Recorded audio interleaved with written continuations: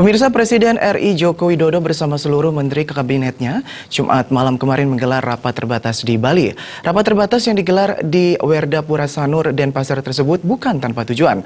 Kegiatan tersebut digelar di Bali untuk mengabarkan kepada dunia bahwa Bali tetap aman dikunjungi meski di tengah bencana erupsi Gunung Agung.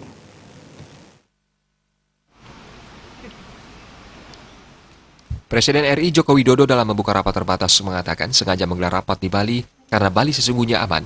Dengan rapat ini pula, Jokowi ingin menunjukkan pada dunia bahwa Bali baik-baik saja dan aman untuk dikunjungi.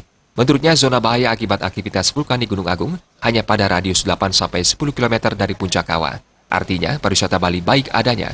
Namun karena banyak pemberitaan mengenai erupsi Gunung Agung menyebabkan turunnya aktivitas pariwisata. Jokowi menambahkan pihaknya juga telah mendapat laporan dari Gubernur Bali bahwa kondisi pariwisata mulai berangsur kembali normal.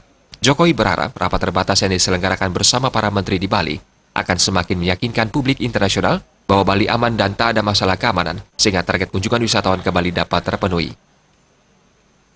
Tadi Pak Gub, juga dari BNPB, dari Menko menyampaikan bahwa yang 8 kilo atau 10 kilo dari gunung saja yang itu awas dalam posisi